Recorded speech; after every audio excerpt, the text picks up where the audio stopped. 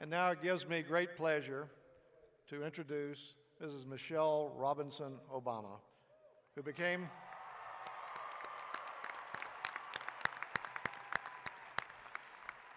the First Lady of the United States on January 20th in 2009, when President-elect Barack H. Obama was sworn into office as the 44th President of the United States. She's a dedicated wife, mother, lawyer, and public servant. Mrs. Obama's focus as First Lady has been on issues close to her heart.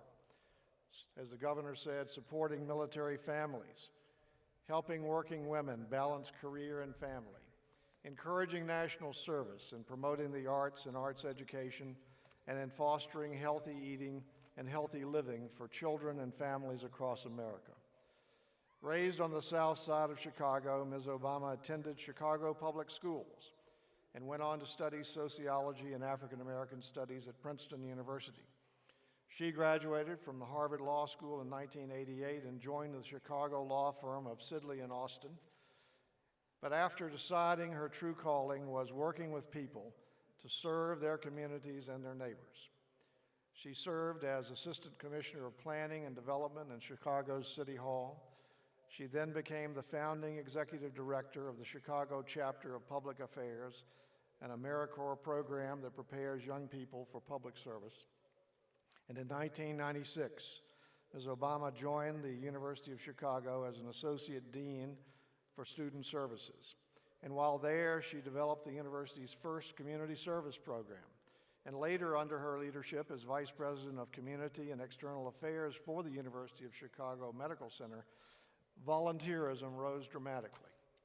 Promoting service and working with young people has remained a hallmark of her career and her interest, and is the essence of Virginia Tech as well. Continuing this effort as First Lady in 2010, Ms. Obama launched the Let's Move campaign to bring together community leaders, teachers, doctors, nurses, and parents in a nationwide effort to solve the epidemic of childhood obesity within a generation. In 2011, she and Dr. Jill Biden launched Joining Forces, a nationwide initiative that mobilizes all sectors of society to give the nation's service members and their families the opportunity and support that they have certainly earned. They aim to raise the awareness of military families' unique needs pertaining to employment and education and wellness. At Virginia Tech, we have the largest Corps of Cadets since 1969. And at a ceremony this evening, 98 of our 122 Corps graduates will be commissioned into one of the branches of the armed services, and we applaud those efforts.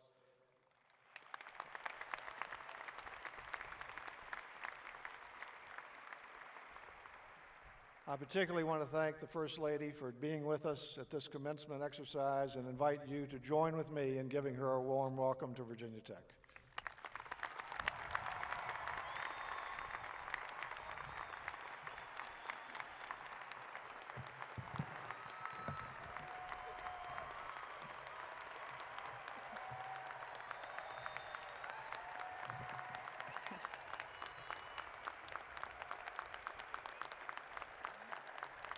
Thank you all. Thank you so much. Well, hello, Hokies. I like saying that. It is such a pleasure and an honor to be here today to celebrate the Virginia Tech class of 2012. Way to go, way to go. I want to start by thanking President Steger for that very kind introduction, as well as the faculty, the staff, the board. I also want to thank Senator Warner for his wonderful remarks, especially the call your mom part. I like that. I want to thank him for his outstanding service and leadership on behalf of this state. And Senator, I accept your challenge. But you just gotta know, I play to win, all right? I also want to recognize Governor McDonnell and Mrs. McDonnell, who are here not just as Virginia's Governor and First Lady, but as proud parents, Congratulations to both of you and your family. And graduates, I have to join in taking a moment to thank those extraordinary people up in the bleachers with the cameras and the beaming smiles on their faces. Yes, I'm talking again about your families, the folks who pushed you and believed in you, the folks who always picked up the phone when you called, even when you were just called and asked for money. Their love and support has sustained you every step of the way. So again, let's give them another round of applause, right?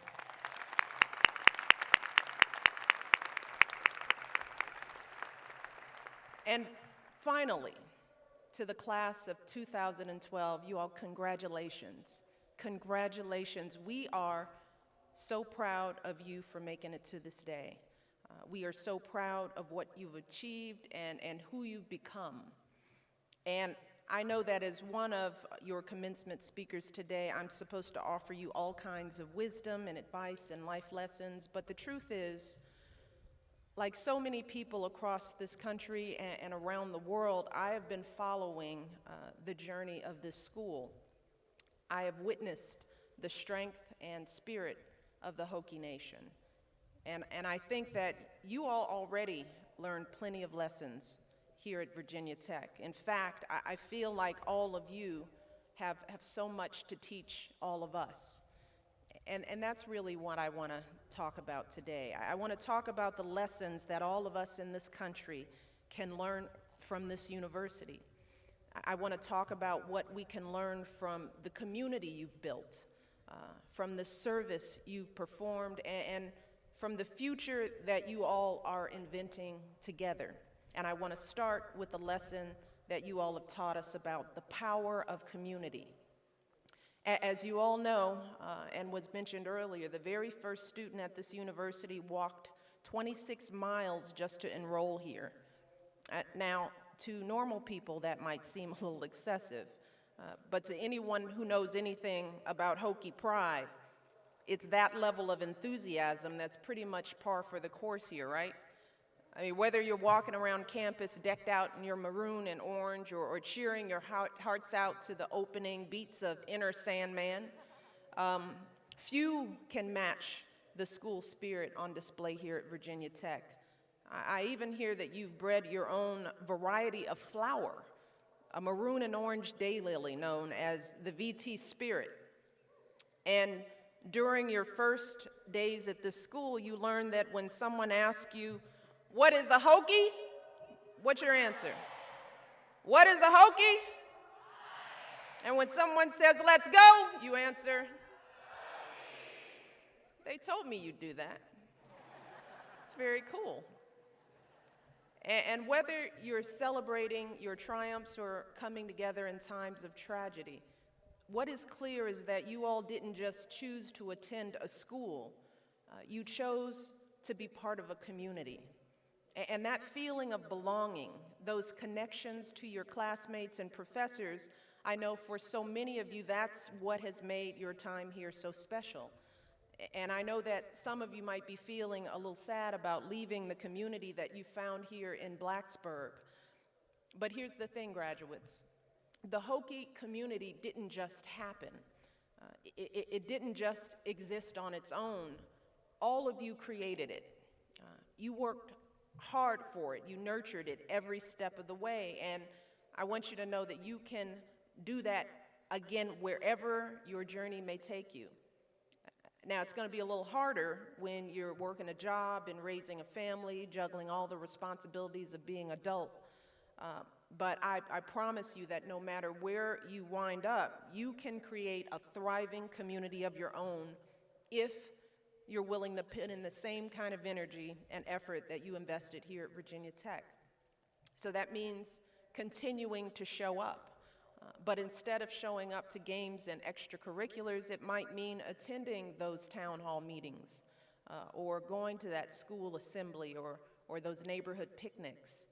It means reaching out like you did to your classmates here at Virginia Tech, stopping by to welcome a new neighbor to your block or bringing over a hot meal for someone who's going through a hard time.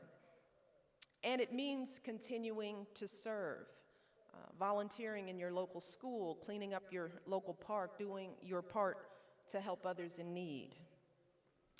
And that brings me to the second lesson all of you at Virginia Tech have taught us, and that is the power of service.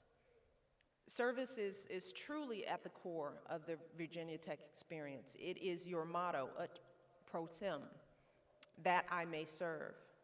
It was your founding purpose as a land-grant school designed to open the doors of higher education to people from all walks of life.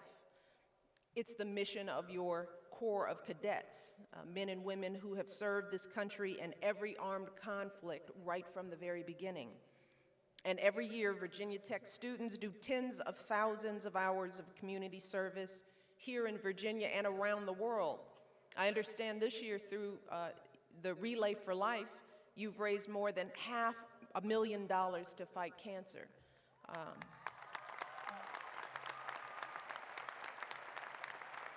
And at this year's big event, more than 6,800 people volunteered on 990 different projects. And one of today's graduates, a young man named Justin Graves, has committed himself to helping at least one person every single day. Way to go. As he put it, and these are his words, Justin said, "Life is all about what you have done for other people." And you all haven't just taught us about the power of service to lift up our families and heal our communities. You've also shown us that through service, we can heal ourselves. Over the past 5 years, students here have run memorial projects, building houses, hosting dance workshops, teaching French and German in local schools. You've created a fund to honor the sacrifice of Officer Derek Kraus. And through these and so many other acts of service, large and small, you all have helped this community heal. And years ago, I went through a similar process in my own life. It was back when I wasn't much older than all of you. I had graduated from college and law school, and then I was, like many of you will be, up to my ears in debt. So I went out and I got a job at one of the largest law firms in Chicago, and for a while I was doing everything that I thought I was supposed to do. I had a fancy office, a big fat paycheck, and a really impressive line on my resume. But then when I was 26 years old, one of my best friends from college in the world died of cancer suddenly. She was gone.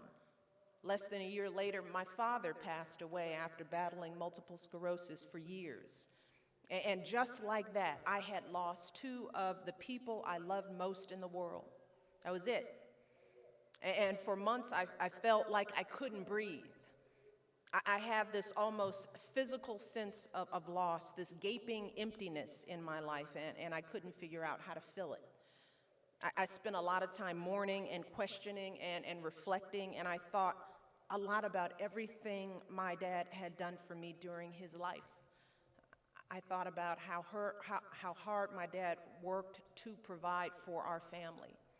I thought about how, no matter how sick my father was feeling, he still woke up every morning and he did his job at the city water plant, and he did it without complaint or regret. And you see, as I tell many people, my dad did not have the chance to attend college himself.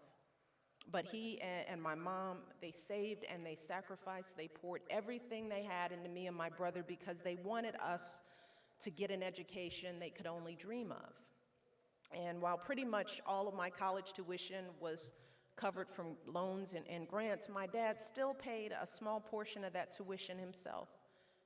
And let me tell you, every semester, he was determined to pay his little contribution right on time. He was so proud to be sending his kids to college, and he couldn't bear the thought of me or my brother missing that registration deadline because his check was late. And as I grieved, I came to realize that the best way for me to honor my dad's life was by how I lived my own life. I realized that the best way to fill the hole he had left was to do for other young people what he had done for me. So I left that fancy law firm, and I wound up ultimately running a nonprofit organization that trained young people for careers in public service. Yeah, I took a pay cut that made my mother cringe, and my new office wasn't nearly as nice as the old one. But with every student I mentored, with every service project I organized, I felt my grief recede just a little bit. I still miss my dad, and I always will, but slowly I felt myself beginning to heal. I felt myself becoming whole again. And all of us go through periods of sadness like this. All of us do. We all feel at times a little bit lost. And we all have some kind of emptiness that we're searching to fill. And often it is only through serving others that we find what's been missing in our own lives. And like so many of you, through service, I was able to find what I needed and carve a path for my life that truly felt like my own. And that brings me to the final lesson that all of you have taught us. And that is the power of inventing the future. And I know you hear this phrase all the time here at Virginia Tech, but today I just want to pause for a moment on the word invent. Because the phrase isn't succeed in the future, it's not plan for the future or do the best you can in the future, it's invent the future. And with those three words comes a simple message, a call to chart your own course and live life on your own terms. And that's a lesson that I first learned back when I was a teenager. And some of you may have grown up like I did in neighborhoods where kids had very few of them had the chance to go to college, where being teased for doing well in school was just a fact of life. Where well-meaning but misguided folks questioned whether a girl with my background could get into the kinds of colleges I dreamed of attending. But I worked hard, and I did my best to tune out those voices of doubt, including the ones inside my own head. And eventually I was accepted to Princeton, and I got that education that my dad had always dreamed of. But the truth is, graduates, there will always be folks who make assumptions about you based on superficial things like where you're from, or what you're wearing, or how you look. There will always be folks who judge you based on just one thing that you say or do, folks who define you based on one isolated incident. And here at Virginia Tech, I know you all know a thing or two about what that's like. But you also know that in the end, people can only define you if you let them. In the end, it's up to each of us to define ourselves. It's up to each of us to invent our own future with the choices we make and the actions we take.